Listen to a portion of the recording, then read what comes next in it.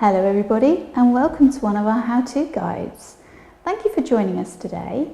We are going to create a bridal or bridesmaid's hand-tied bouquet using gypsophila. The one we've got here today is Snowball. It's one of the large-headed varieties and an extra grade, so one that we really recommend. We've also got some Pittosporum Ralphii and these beautiful Miss Piggy roses. Now we're particularly featuring the Miss Piggy roses as well as the gyp today because we have an inside story on Porcella roses, who are specialists in growing this particular variety. They only grow Miss Piggy and All for Love, and believe it or not, they cut 50,000 roses a day. Can you just imagine how many roses that is? So yeah, we're quite excited today to be using some of Porcella's roses, and this particular one is Miss Piggy. Absolutely in vogue colour with that beautiful coral tones.